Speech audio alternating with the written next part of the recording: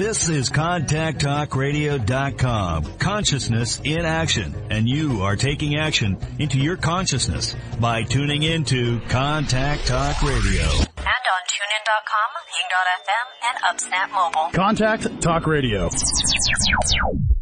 Welcome to Ask Sarah with Sarah Wiseman, where you'll learn to awaken your divine intuition and open your human heart. Sit back, relax, and get ready to laugh and learn. Here's Sarah. Shine on by, don't you know I'm a new soul?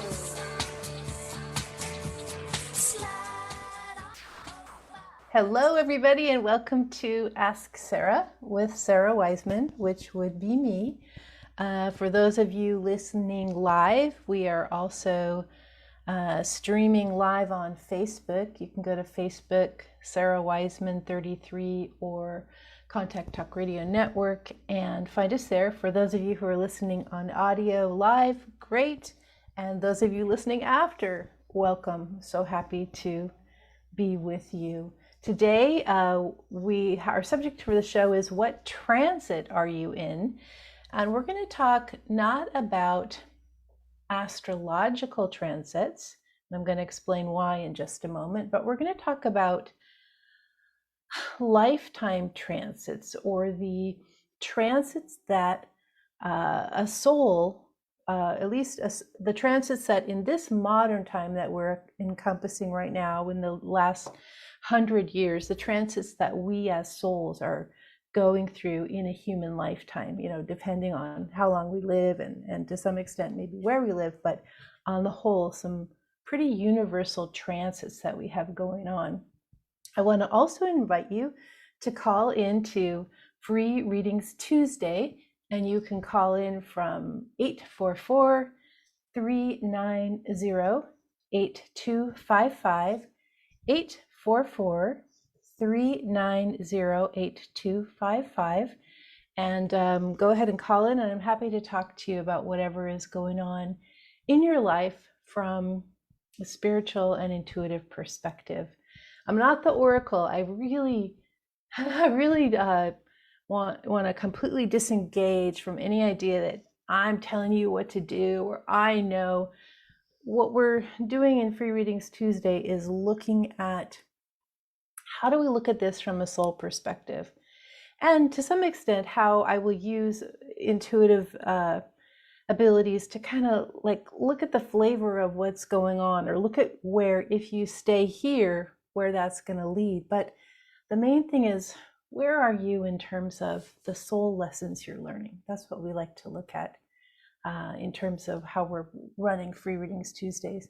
So let me just talk a little bit about this idea of transits. And I see we've got a couple callers waiting, so we'll get to them in just a moment.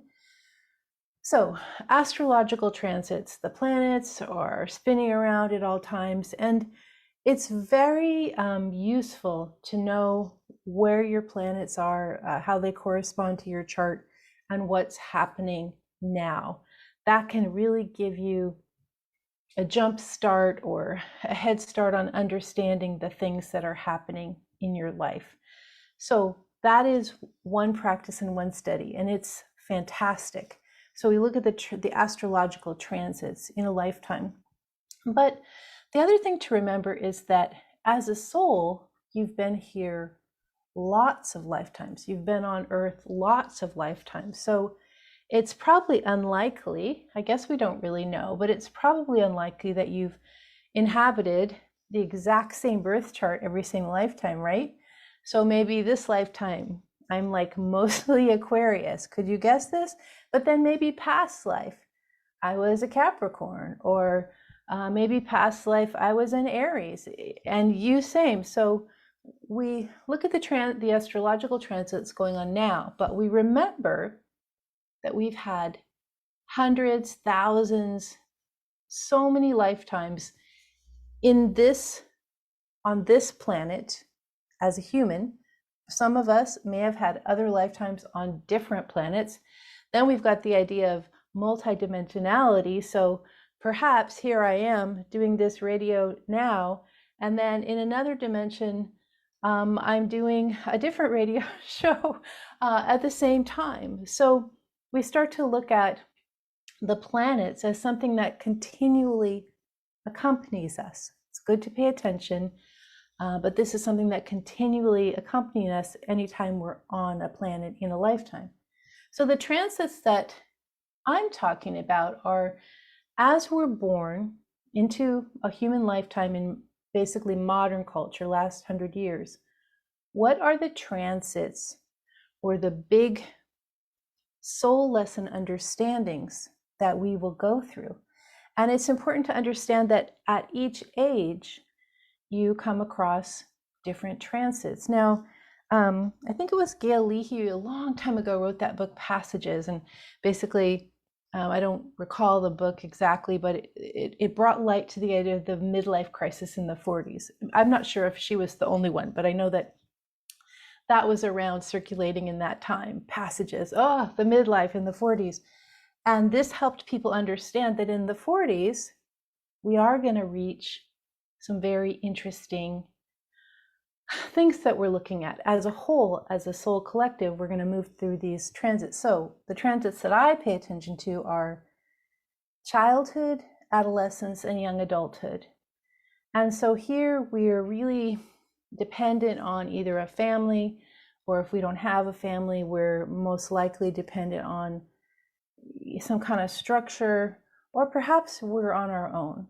But this time frame of childhood, adolescent, young adulthood, we talk about this as being our core self, knowing our core abilities, and beginning to explore these, but in a very protected small container. We're not out. Most of us are not out in the real world yet. Some of us are, but on the most part, we're sheltered, protected. We're not adults. We're not considered parts of society that have to be responsible for ourselves. It is expected that someone will take responsibility for us, and hopefully that happens. But then as we enter these different stages of adulthood, things start to get interesting. And what I've been noticing in working with clients, and I'm kind of just looking at my cheat sheet here, is like we go through our 20s, 30s, 40s, and that's sort of, I would call the 20s as the first rebellion. We break away from the parent, the school, and maybe we enter a job, but we have that first rebellion of, I'm free, I'm an adult, I get to decide for myself. And so this takes shape as rebelling against what was known and trying to figure out who we are. In the 30s, we have this stage, you might call it, depending on where you are, it could be either fast and furious, where everything's going so fast. Maybe you're with a partner, maybe you have kids, maybe you've got some career thing, maybe you're traveling, or maybe it's fast and furious, but maybe it's also, you might call it reality check. You're no longer in the first rebellion. You're entering the world and you've got to support yourself. You've got to be responsible for those around you, partner, self, kids, if you have them. It's this time of, there's no time left to rebel. You have to move on with that in order to make your way. And then in the 40s, I thought about calling this the second rebellion, but it's actually the first questioning.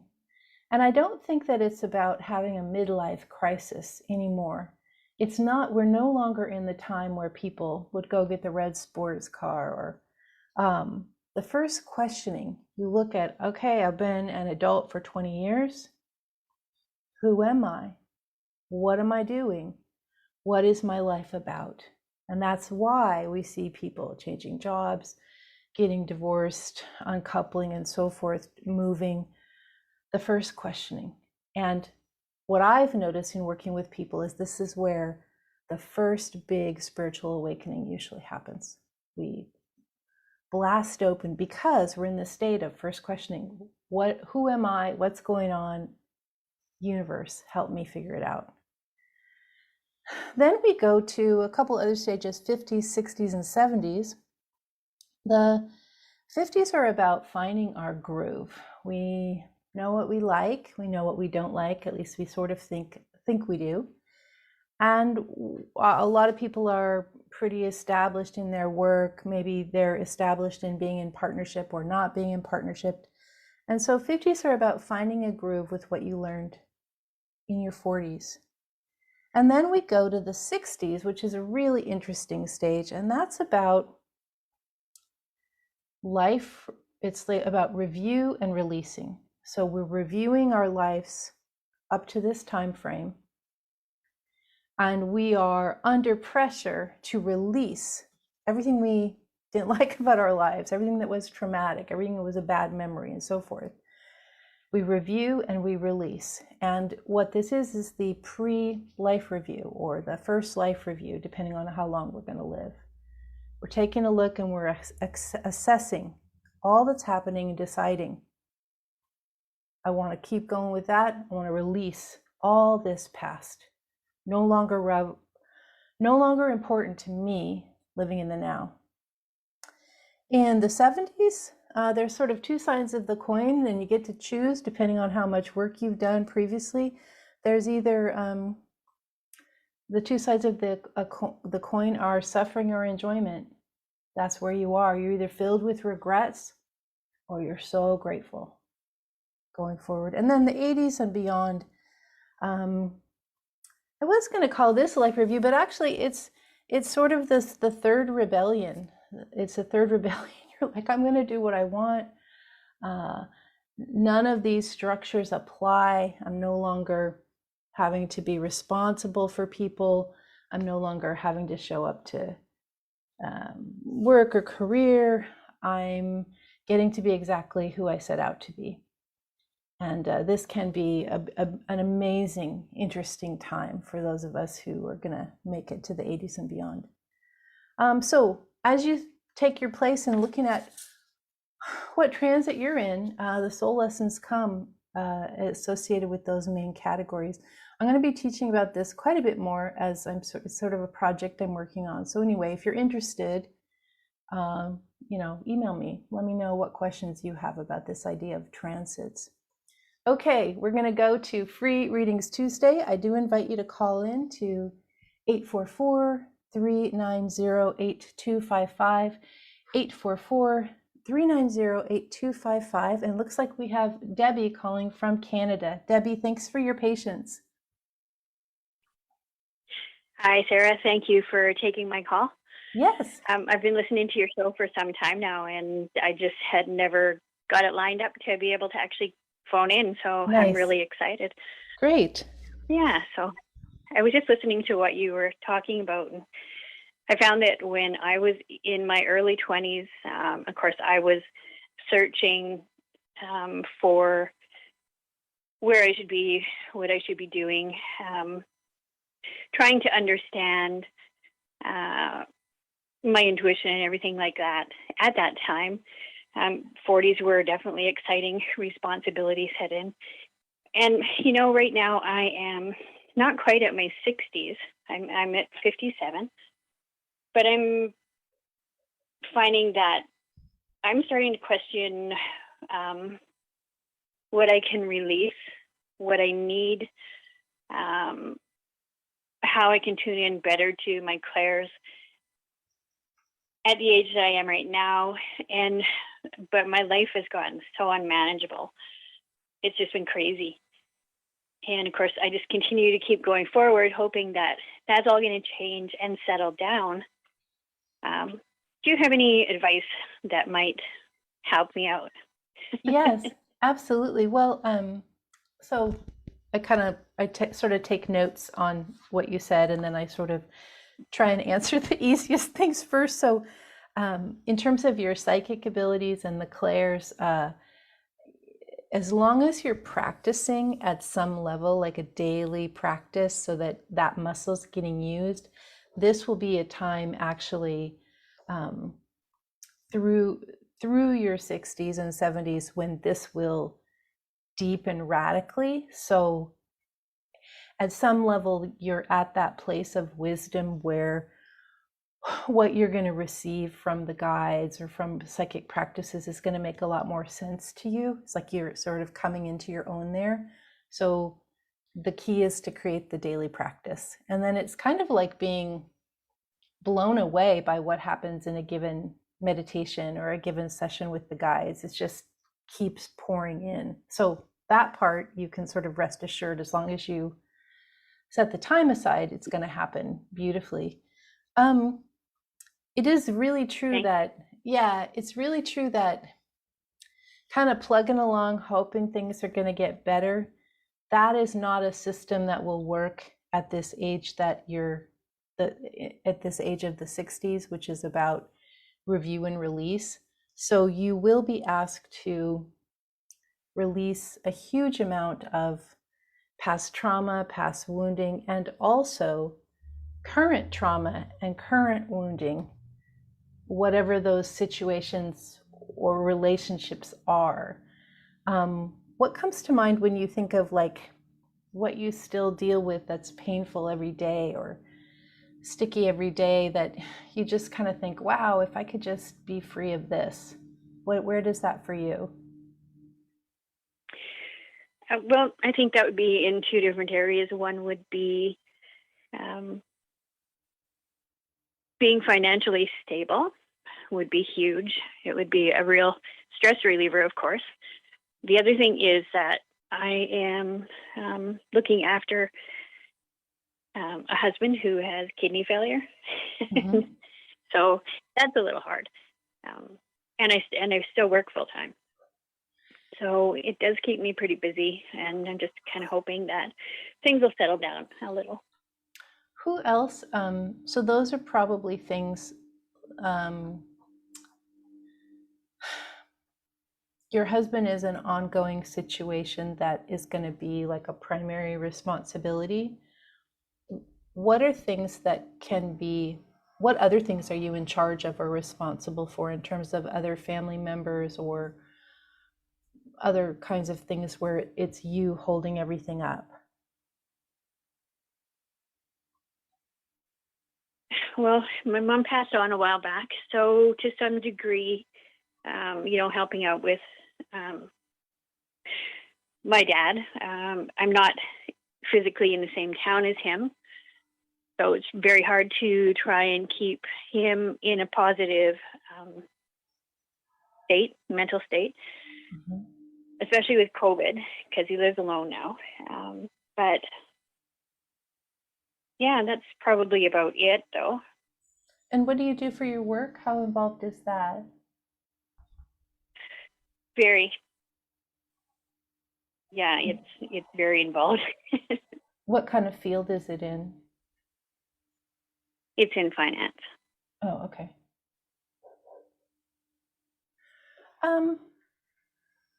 And are you the only sibling to your dad? No, I do have a brother. Okay. Yeah, so when you've got this big tangled ball, we just want to pull the string that we can see and then allow things to relax from there, or to untangle from there. So what I'm seeing is just a shedding of as much what you might see now as that's my job too, my dad, my husband, my work, but to start to shed some of the outer layers of that. So with your dad, you allow yourself to have a breather and you give that over to your sibling for a while. You just like, I want to take a month. And so it doesn't solve the problem permanently, but you begin to have that relaxation or that you allow something to shift. Nothing's happening right now, you're stuck. But if you untangle that one little piece, I'm going to let my brother or my sibling deal with my dad for 1 month, then that's relaxed and the universe can bring something else. You may be able to find some different systems for your husband, such as some other care help. And then unfortunately, the biggest thing I'm seeing is your work. You've sort of piled on doing everybody's jobs, sort of. How do you feel about like you're doing way more work than lots of people working there are? What do you think about that? Well, of course, I wouldn't be that happy about that. It is something that I've been aware of. And so basically, I just never feel like I'm caught up, which, Yeah. and I continue to get more things added to the situations and the responsibilities that I have here. Hmm. So yeah, so in I just But want to say, like kinda, in work, I'm seeing people at your similar position or pay, and they're doing like half as much as you and getting the same yeah, rewards. It's and it's not necessarily like it's a gender thing. It's just people are deciding to sort of do less, and that's the standard for them. Um, so what we're looking at is some boundaries, some very big saying no's, and the benefit is that every time you say no, every time you refuse a task, every time you rid yourself of a task, it creates this space so that maybe you're still dealing with the care of your husband and you're still working, but suddenly there's all this space in your life that you didn't have before. I'm trying to think. I have a course, I think it's called the Self-Love Project on my website. That might be useful to you because it feels like you've absorbed a lot of misbeliefs that only you can do it, or only you are supposed to do it. And that's where the boundary is, like, nope, I can't do that. Nope, can't do that. Nope, you're going to have to do that. Sorry, I'm too busy. These phrases that don't come very easily to you are the phrases that are being required for now in order to get out of this entanglement. Just sort of sit with that and maybe check that course out. I think that might help you see where the misbeliefs came from about you being the responsible one. And I think that may be useful to you. right. Yeah. So just a few small changes in this, just a few saying no's, is going to open up things and allow a lot of big changes to happen. So go ahead and do them. Yeah. Yeah. That would worry me a little bit, though, because I consider, well, I just think that they expect me to be able to be doing everything that they're asking of me for my job, right? And it's not that the pay is that great. Yeah, but I think it's time to really look and say, just to really look at it and say, why is my value less than someone else's? That's not the case. So find a different job, get your job figured out, get a raise, all these things. Stop being the victim of being unhappy and letting other people give you the junk work, and start taking charge. And you'll be kind of shocked. They're just going to agree. They're going to be like, okay, sure. And then that'll be one thing. Your dad seems impossible to just, you're not abandoning him. You're taking a month-long breather. It's a whole different story, but that's going to give you that space. Anyway, Debbie, I think you know what to do. The thing will be to have the courage to do it. And I think you can find that also. And once you see the changes that happen, you'll be super happy about it. So thank you for calling into the show. And I'm gonna let you go now because we've got some other people that I think are going to be calling. So thanks. Thank you so much. Yeah, thanks for your time. Yeah, so lines are open. You can call into 844-390-8255. 844-390-8255. Lines are open. Debbie is a perfect example. She said she was 57, and a lot of people in their 50s and 60s are in that sandwich generation where they're taking care of kids and taking care of parents. She had the added condition of taking care of her husband, but something happens where we think we have to, it's like this inverted triangle and we're at the bottom holding everybody up, right?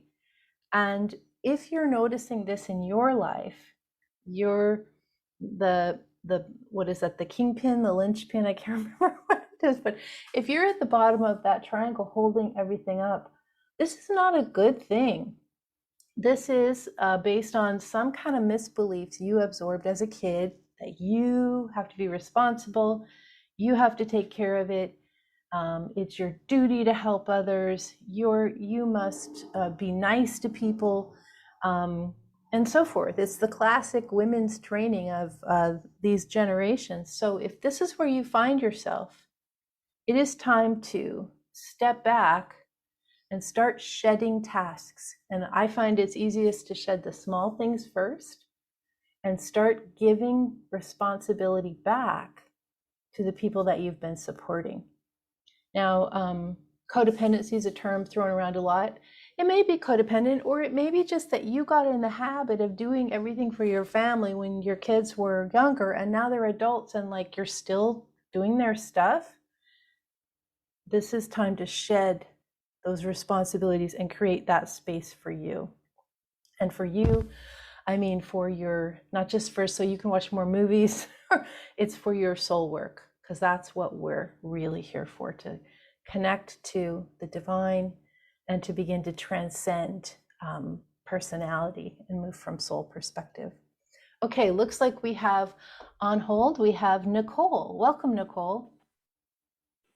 Hi, Sarah. Thank you so much for taking my call. This is Yes. very exciting.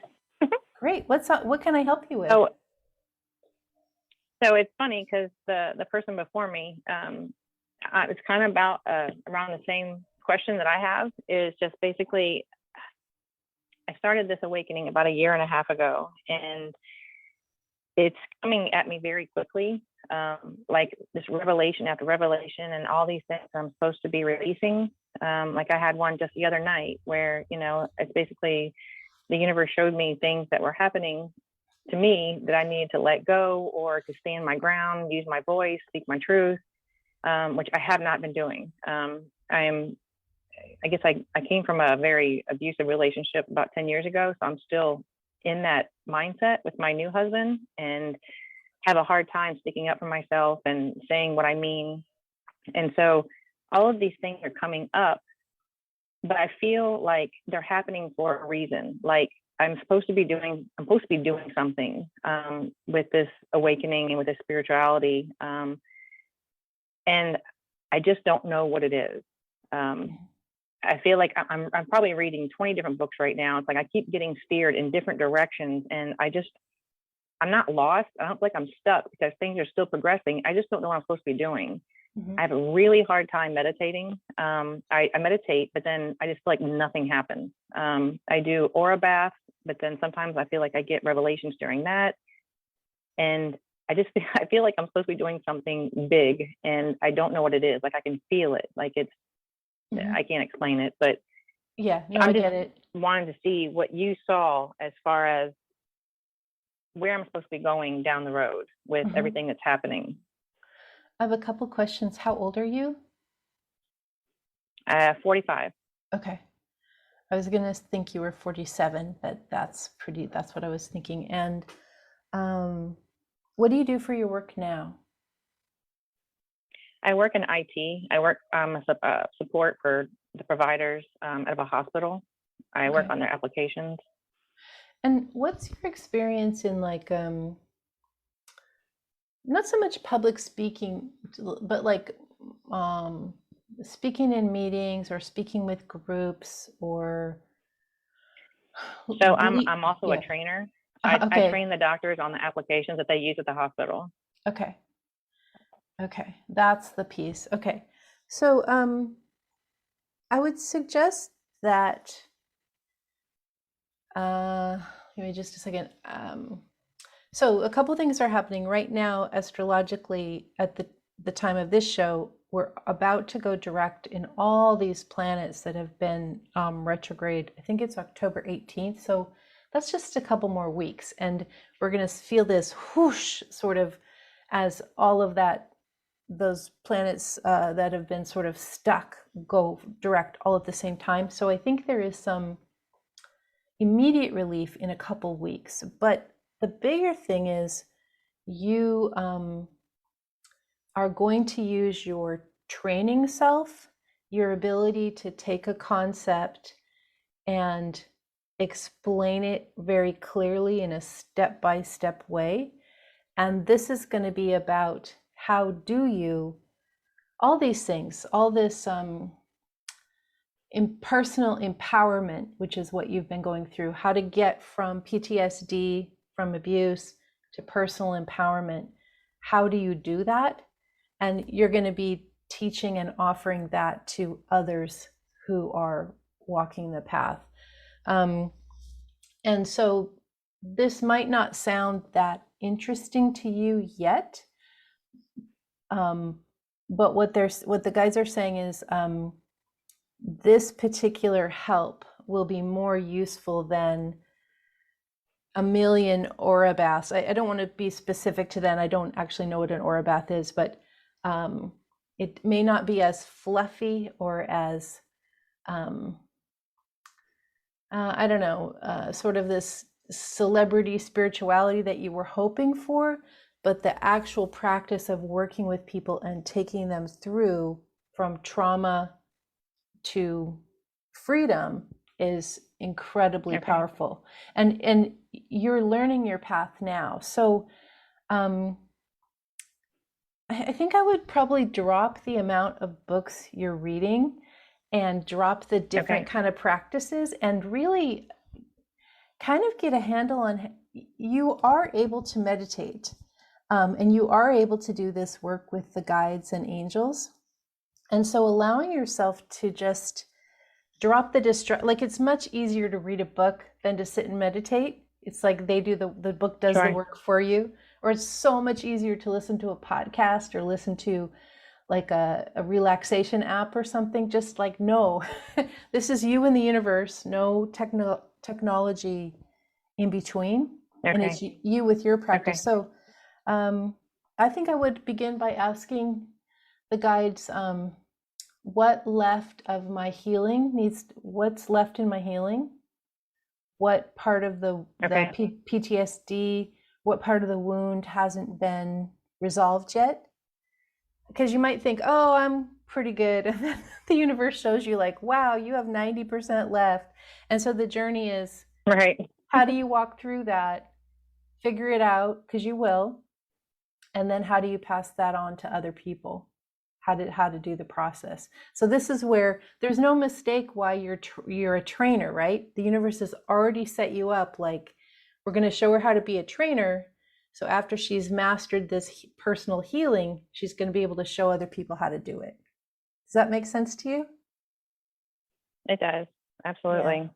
Yeah.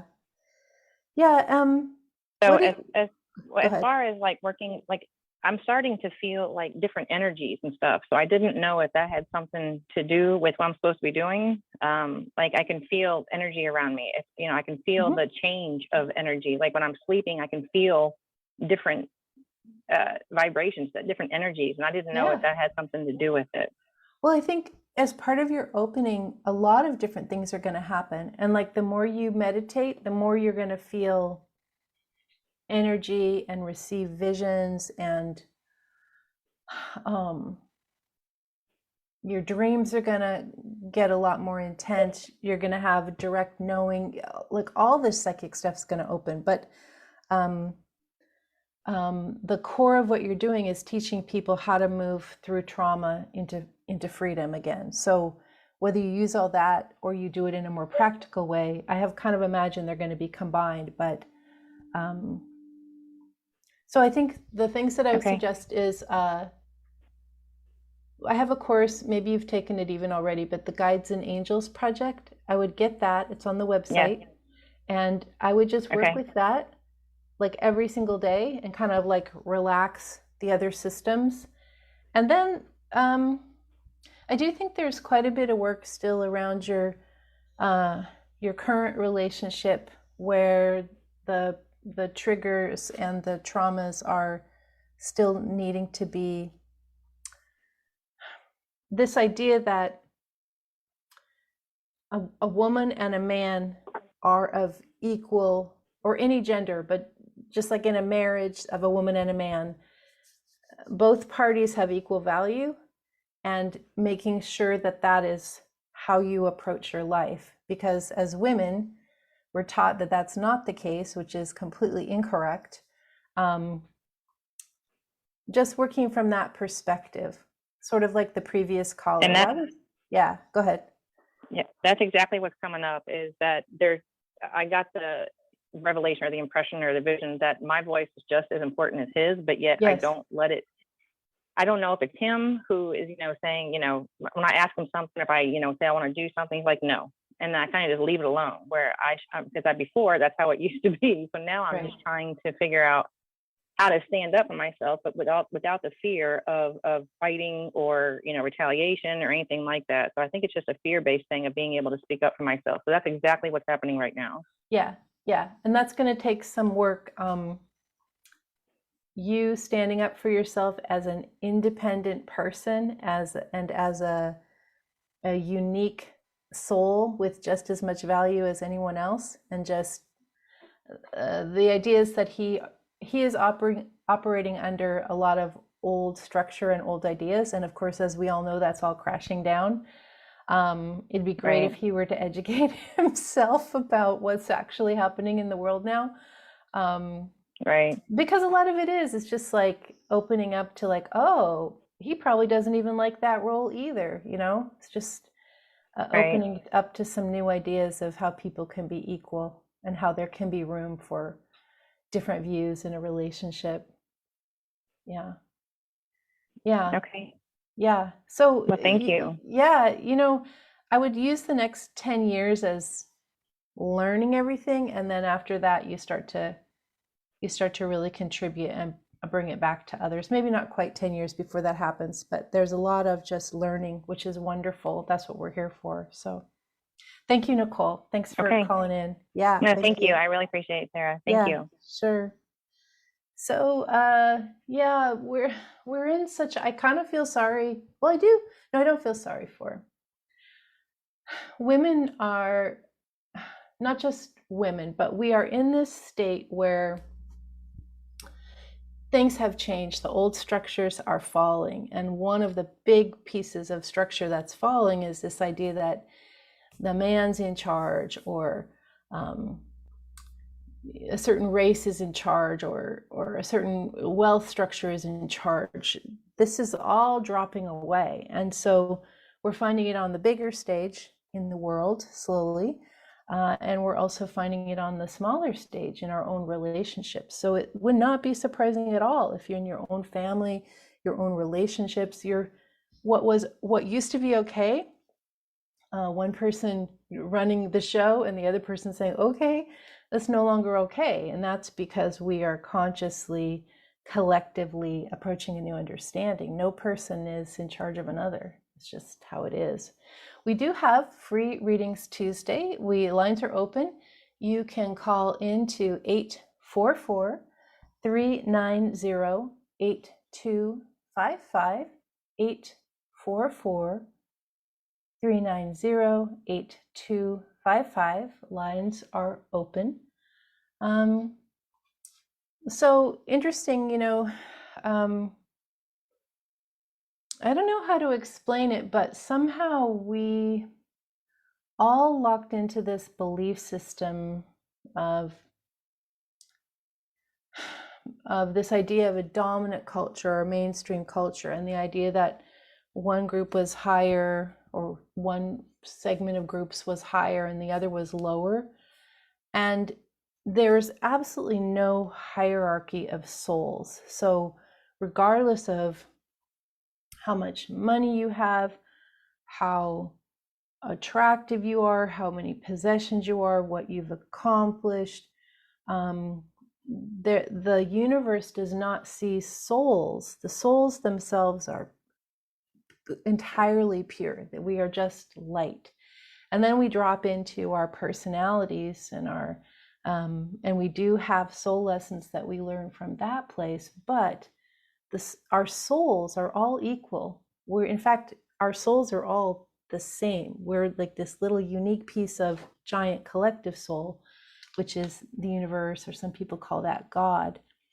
So it doesn't make sense, does it? Like, if our souls are all equal and we're all part of oneness, then why would it be possible for, say, a man to have more value than a woman, or a person of one race to have more value than another, and so forth and so on. And right now we're beginning to have this collective understanding, breaking of these structures for humans, but also coming along, not yet, but in a while. I was going to say soon. I don't think it's soon.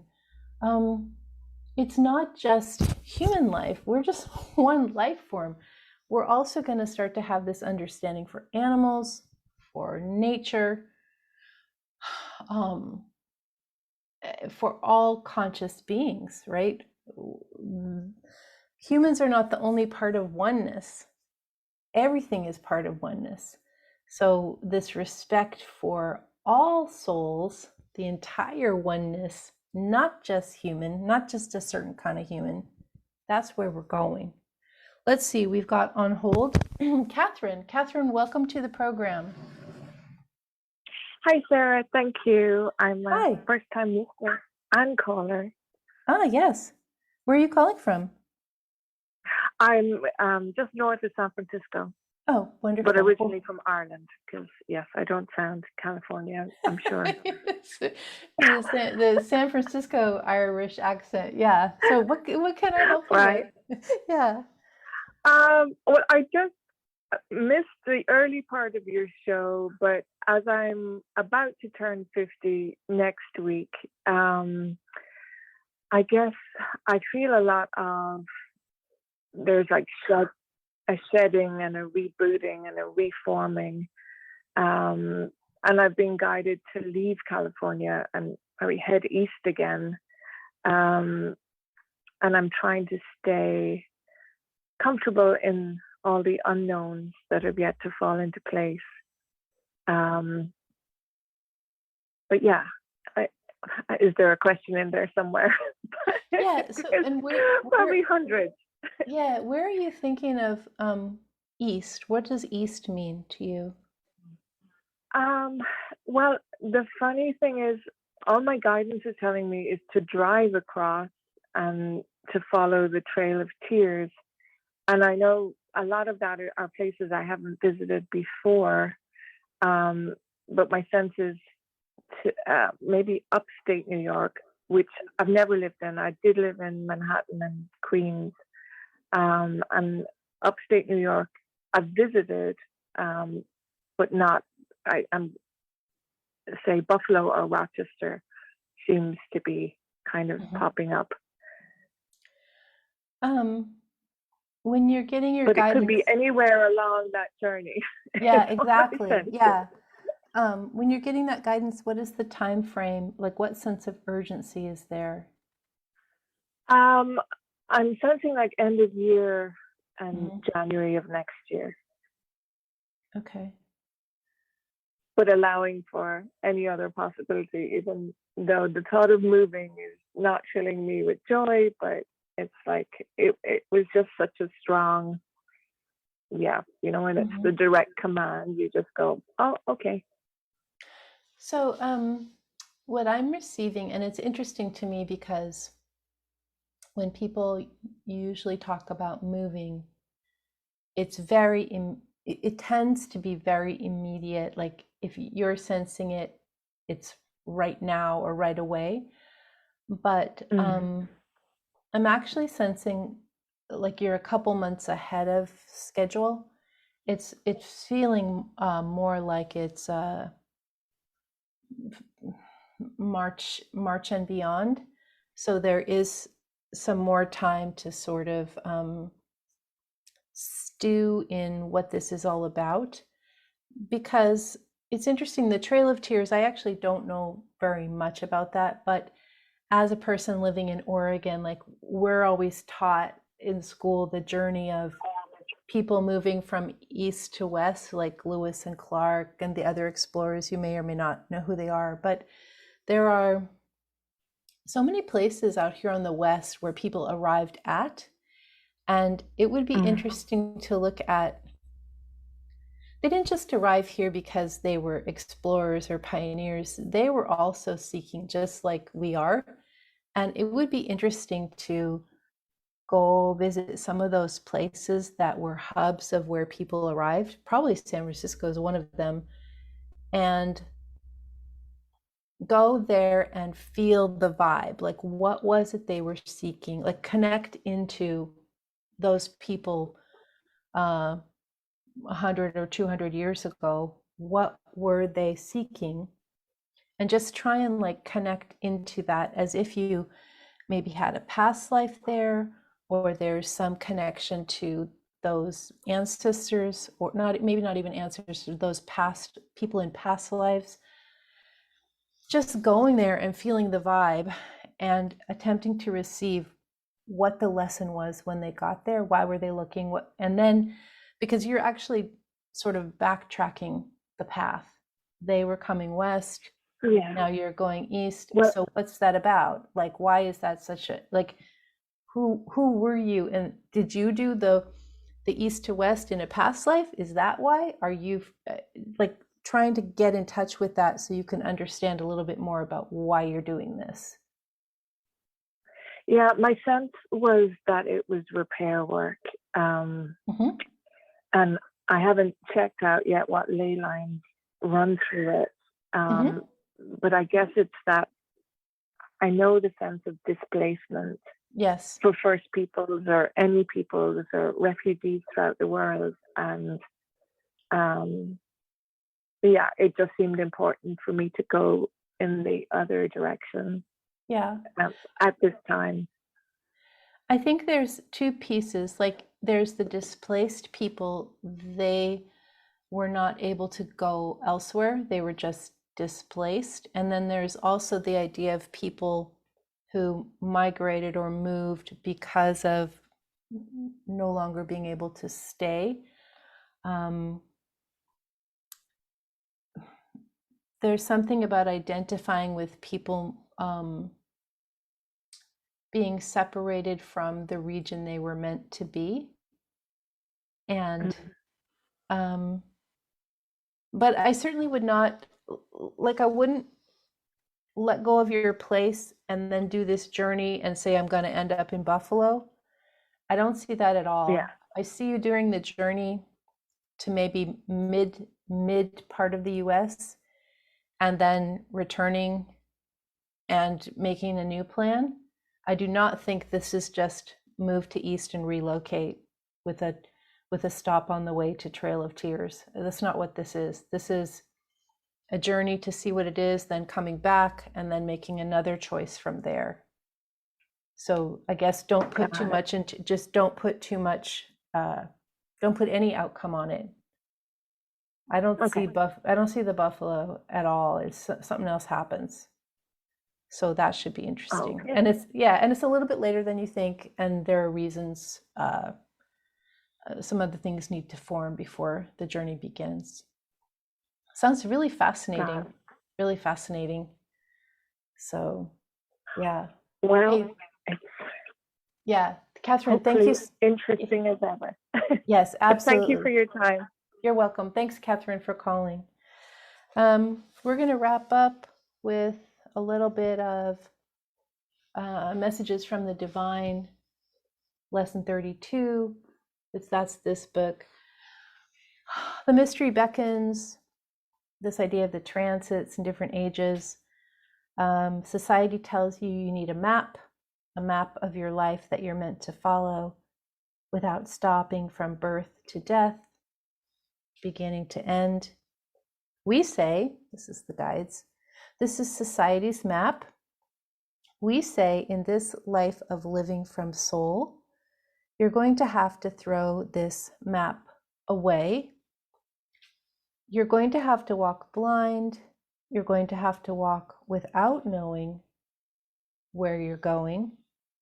You're going to have to let go of all expectation of achievement, measurement of success, all the ways you make progress, all the ways you mark progress. The great leap is not into the known. The great leap is into the mystery and you, the mystic, the mystery and you, the soul explorer. When you choose to walk toward illumination, it's so bright it can be blinding all around you. The dimly lit path of the ordinary way, the regular way, the way society wants you to walk.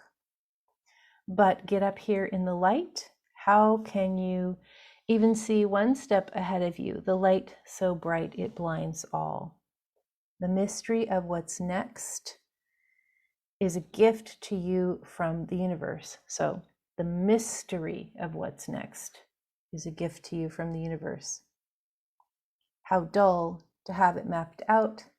How dull to follow someone else's society's map. I want you to consider again this idea of the transits we talked about at the beginning of the show, and just kind of think about how they might apply to your life, what part you're going through, what you're being called to do, letting go of all expectations, whatever society told you, your family or your culture, and just what are you as a soul working through in your own movement towards expansion and understanding.